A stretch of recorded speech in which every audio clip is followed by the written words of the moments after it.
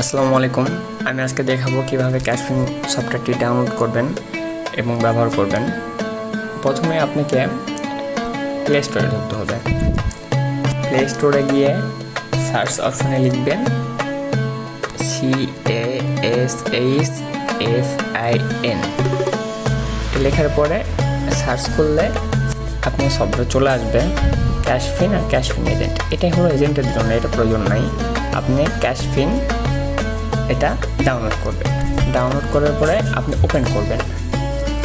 Open করে আপনি যেহেতু পুরো নতুন, আপনাকে প্রথমে রেজিস্ট্রেশন করে নিতে হবে। রেজিস্ট্রেশন করার জন্য আপনাকে রেজিস্ট্রেশন নাও বাটনে ক্লিক করতে হবে।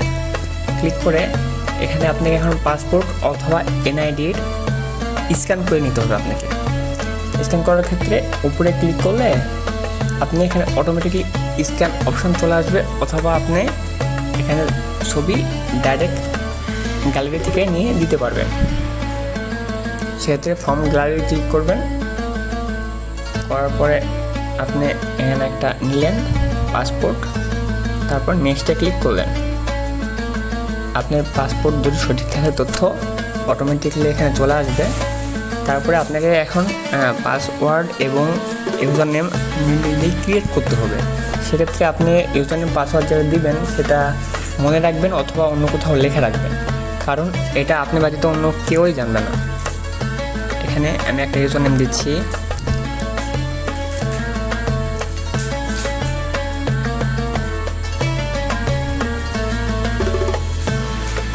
এটা যে কাস্টমারের অ্যাকাউন্ট, ওনার নাম হলো মোস্তফা। এটা ইউজার নেম দিলাম। ইমেইল এটা আপনাকে দিতে হবে এমন কোনো কথা না, যদি আপনার থাকে তাহলে দিবেন। এখানে আপনার মোবাইল নাম্বারটা দিতে হবে। এখানে পাসওয়ার্ড দিবেন হলো 6 ডিজিট, 1 2 3 4 5 6 ডিজিট পাসওয়ার্ড দিবেন। পিনের ক্ষেত্রে 4 সংখ্যা থেকে 5টা সংখ্যা পর্যন্ত, 6টা সংখ্যা পর্যন্ত।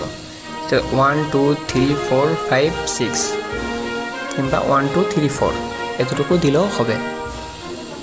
এখানে এগুলা অটোমেটিকলি চলে আসবে। আপনি পাসপোর্ট স্ক্যান করবেন যখন তখন সব কিছু ঠিক একবার চেক করে নেবেন। চেক করে নেওয়ার পরে রেজিস্টার বাটনে ক্লিক করবেন। রেজিস্টার বাটনে ক্লিক করলে আপনার অ্যাকাউন্টটা অটোমেটিকলি ক্রিয়েট হয়ে যাবে। এখন আপনাকে অ্যাকাউন্টটা অ্যাক্টিভ করতে হবে। অ্যাক্টিভ করার ক্ষেত্রে শুধুমাত্র বিকাশ পেমেন্টে আপনি অ্যাক্টিভ রেজিস্ট্রেশনটা কমপ্লিট করতে পারবেন আর কি। সেক্ষেত্রে উপরে যে বিকাশ নাম্বারটা দেওয়া আছে এখানে আপনাকে 99 টাকা পেমেন্ট করতে হবে। তো আমি 99 টাকা পেমেন্ট করছি আগে, সেই ট্রানজ্যাকশন আইডিটা আমার কাছে আছে। এখন ট্রানজ্যাকশন আইডিটা এখানে আমাকে দিতে হবে। ট্রানজ্যাকশন আইডির জায়গায় আমি ট্রানজ্যাকশন আইডিটা দিলাম। যেহেতু আমি ট্রানজ্যাকশন আইডিটা কপি করে পেস্ট করলাম, সেক্ষেত্রে আমাকে দেখতে হবে যে এখানে কোনো স্পেস বা ফাঁকা আছে কি না। যদি থাকে সেটা আমি রিমুভ করে দেবো। এখানে অ্যামাউন্টে আমি 99 টাকা পেমেন্ট করেছি। অবশ্যই 99 টাকা পেমেন্ট করতে হবে, 1 টাকা কমও না 1 টাকা বেশিও করা যাবে না। তারপরে আপনাকে রেজিস্টারে ক্লিক করতে হবে। আপনার অ্যাকাউন্টটি ক্রিয়েট হয়ে যাবে। প্রথম অবস্থায় আপনি ফিঙ্গারপ্রিন্ট কাজ করবে না, সেক্ষেত্রে আপনাকে পিন দিয়ে ঢুকতে হবে। আমি পিন দিয়ে ঢুকলাম। দেখেন আমার অ্যাকাউন্ট অটোমেটিকলি ক্রিয়েট হয়ে গেছে। এখন আমি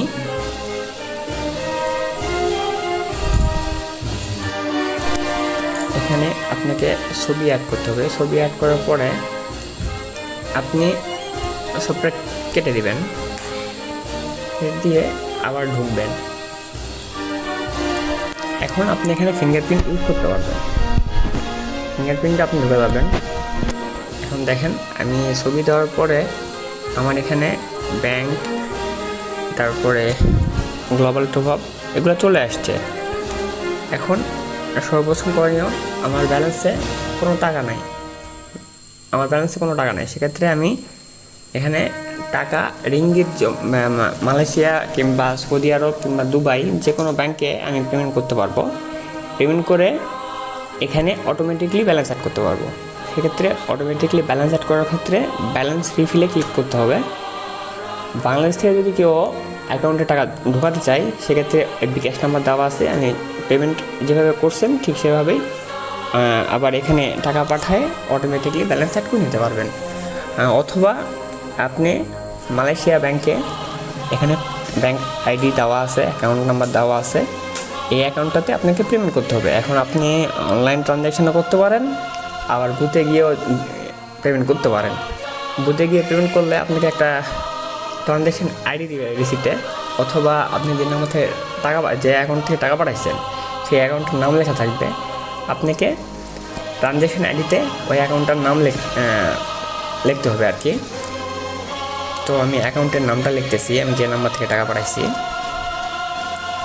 আমি আইডিটা দেই 38829604M।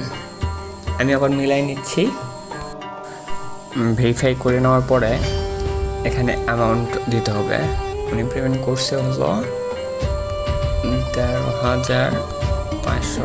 এখানে যত RM আপনি পেমেন্ট করছেন, কিংবা রিয়াল পেমেন্ট করছেন, কিংবা দেড়হাম পেমেন্ট করছেন, সেটা এখানে দিবেন।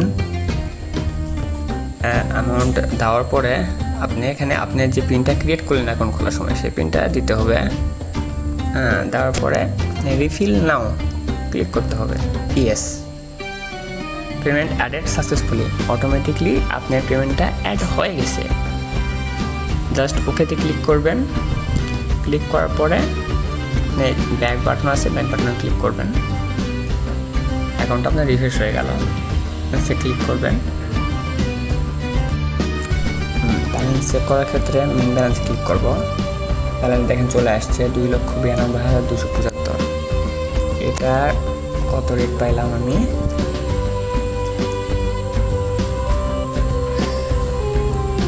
2,92,275 ভাগ পেমেন্ট করছি আমি 13,500। 21 টাকা 65 পয়সা রেট আসছে। রেট প্রতিদিন আপ ডাউন হয়, কোনোদিন কমতেও পারবে, কোনোদিন বাড়তেও পারে। সেটা রেটের উপর, হুন্ডি রেটের উপর নির্ভর করে। এখন আমি ফ্ল্যাক্স লোড করার ক্ষেত্রে ফ্ল্যাক্স লোডে ক্লিক করতে হবে। এখানে নাম্বার দিতে হবে, সিম, প্রিপেড, পোস্টপেড না স্কিটো। এটা শুধুমাত্র বাংলাদেশের যেগুলো সিম কোম্পানি আছে এগুলোতে রিচার্জ করার জন্য আর কি। সেক্ষেত্রে এখানে নাম্বার দিতে হবে, এখানে অ্যামাউন্ট দিতে হবে, এখানে পিন নাম্বার দিয়ে রিচার্জে ক্লিক করলে টাকাটা চলে যাবে। ফ্ল্যাক্স লোড অটোমেটিকলি চলে যাবে। 2 থেকে 3 সেকেন্ডের মধ্যে ফ্ল্যাক্স লোড চলে যাবে। আর বিকাশ করার ক্ষেত্রে লোডিং হচ্ছে, অ্যাপটা লোডিং হোক। বিকাশ করার ক্ষেত্রে আপনি বিকাশে ক্লিক করবেন। কাশিন বলতে এটা পার্সোনাল নাম্বারে, কাশিন যেটা ডিফল্ট থাকে ওইটাই থাকবে। এখানে আপনি পার্সোনাল নাম্বারটি লিখবেন, বাংলাদেশের বিকাশ পার্সোনাল। এখানে অ্যামাউন্ট দিবেন, কত অ্যামাউন্ট পেমেন্ট করতেছেন আপনি। এনআইডি আপনার এনআইডি, অথবা এটা আপনি র্যান্ডমলি একটা সঙ্গে দিবেন, ফাঁকা রাখবেন, সমস্যা নাই, ফাঁকা রাখলেও প্রবলেম নাই। পিন নাম্বার আপনি যে পিনটা অ্যাকাউন্ট ক্রিয়েট করার সময় করছেন সেই পিনটা দিতে হবে 1234 দিয়ে আপনি সাবমিট করলে টাকাটা চলে যাবে। বিকাশের ক্ষেত্রে সময় লাগে মিনিমাম 2 থেকে ম্যাক্সিমাম 5 মিনিটের মধ্যে। এর মধ্যে আপনার টাকাটা চলে যাবে। আর নগদের অপশানে নগদ সেম বিকাশের মতোই অপশান। আর ব্যাংক ট্রান্সফার অথবা রেমিটেন্সের যেটা সিস্টেম, আপনি ব্যাংক ট্রান্সফার অপশান আছে, ব্যাংক ট্রান্সফার অপশানে ক্লিক করবেন। আপনি যদি সরাসরি ব্যাংক অ্যাকাউন্টে টাকা পাঠাতে চান, সেক্ষেত্রে আপনার এখানে ব্যাংক অ্যাকাউন্টের লিস্ট আছে, আপনি সিলেক্ট করবেন। এখানে আপনি যে ব্যাংকে পেমেন্ট করতেছেন সে ব্যাংকটা খুঁজে বের করতে হবে। খুঁজে বের করার পরে আপনি সে ব্যাংকে ক্লিক করবেন। যেমন আমার ইসলামী ব্যাংক আসছে, এখানে আপনি যাকে টাকা পাঠাবেন বাংলাদেশে তার অ্যাকাউন্ট নাম্বারটা অ্যাকাউন্টের নাম্বারটা এখানে লিখতে হবে। অ্যাকাউন্টের নাম্বার আপনি লিখলেন, লেখার পরে এখানে যে যার অ্যাকাউন্টে দিচ্ছেন তার নাম, ব্যক্তিটার নাম লিখতে হবে। এখানে নাম লিখলেন, ব্রাঞ্চ, কোন ব্রাঞ্চে কোন শাখাতে আপনি পাঠাচ্ছেন সেই শাখার নাম লিখবেন, কত অ্যামাউন্ট পাঠাচ্ছেন সেটা লিখবেন। লেখার পরে আপনার রিমার্কে আর্জেন্ট, রিমার্কে মানে আপনি কোন হিসেবে পাঠাচ্ছেন কিংবা জরুরি নাকি সেটা এখানে লিখবেন। তারপরে এখানে আপনি যে পিনটা ক্রিয়েট করছেন অ্যাকাউন্ট খোলার সময় সেই পিনটা দিবেন। দিয়ে সাবমিট করলে আপনার টাকা চলে যাবে। 45 মিনিট সময় লাগে সাধারণত ব্যাংক ট্রান্সফারের ক্ষেত্রে। আর রেমিটেন্সের রেমিটেন্সের ক্ষেত্রে আপনি এই সেমভাবে ব্যাংক ট্রান্সফারে ক্লিক করতে হবে। ক্লিক করার পরে আপনি দেখেন উপরে রায় আছে, আপনার ওয়েস্টার্ন ইউনিয়ন আছে, মানিগ্রাম আছে, এক্সিস মানি আছে, আপাতত 4টা অপশন আছে। তো তো আপনি সে ওয়েস্টার্ন ইউনিয়নের মাধ্যমে আপনার রেমিটেন্স পাঠাবেন, ওয়েস্টার্ন ইউনিয়ন সিলেক্ট করবেন, অ্যাকাউন্ট নাম্বার দিবেন, হোল্ডারের নাম দিবেন, আর এখানে ব্রাঞ্চ দিবেন, অ্যামাউন্ট মানে ব্যাংকের মতো সেম। আপনি এখানে পিন নাম্বার দিবেন, পিন নাম্বার দিলে আপনার এটা অটোমেটিকলি সাথে চলে যায়, এটা সময় লাগে না। আর আপনি এটা রিকোয়েস্ট পাঠানোর পরে আপনার অ্যাকাউন্টে পিন নাম্বার চলে আসবে একটা, সেই পিন নাম্বার আপনি পাঠিয়ে দিতে পারবেন। এটা গেল, অ্যাপটা লোডিং হচ্ছে, লোডিং সম্পূর্ণ হোক। গ্লোবাল টপের ক্ষেত্রে আপনার গ্লোবাল টপ অপশান আছে এখানে গ্লোবাল টপে ক্লিক করবেন। এখানে আপনি যে দেশের নাম্বার সেই দেশের নাম্বার কান্ট্রি কোড সহ দিবেন। যেমন মালয়েশিয়ার কোড নাম্বার হলো +60, এটা অবশ্যই +60 দিতে হবে আপনাকে।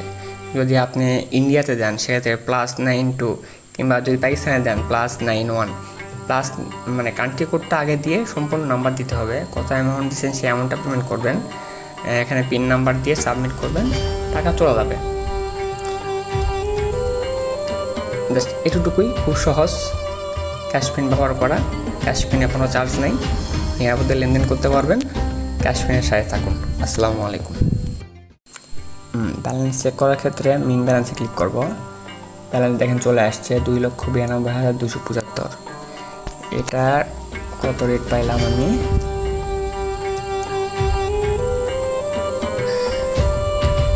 $2,92,275 ভাগ পেমেন্ট করছি আমি 13,500, 21 টাকা 65 পয়সা রেট আসছে। রেট প্রতিদিন আপ ডাউন হয়, কোনোদিন কমতেও পারবে, কোনোদিন বাড়তেও পারে, সেটা রেটের উপর, হুন্ডি রেটের উপর নির্ভর করে। এখন আমি ফ্ল্যাক্স লোড করার ক্ষেত্রে ফ্ল্যাক্স লোডে ক্লিক করতে হবে, এখানে নাম্বার দিতে হবে, সিম, প্রিপেড, পোস্টপেড, স্কিটো। এটা শুধুমাত্র বাংলাদেশের যে সিম কোম্পানি আছে এগুলোতে রিচার্জ করার জন্য আর কি। সেক্ষেত্রে এখানে নাম্বার দিতে হবে, এখানে অ্যামাউন্ট দিতে হবে, এখানে পিন নাম্বার দিয়ে রিচার্জে ক্লিক করলে টাকাটা চলে যাবে। ফ্ল্যাক্স লোড অটোমেটিকলি চলে যাবে, 2 থেকে 3 সেকেন্ডের মধ্যে ফ্ল্যাক্স লোড চলে যাবে। আর বিকাশ করার ক্ষেত্রে লোডিং হচ্ছে, অ্যাপটা লোডিং হোক। বিকাশ করার ক্ষেত্রে আপনি বিকাশে ক্লিক করবেন।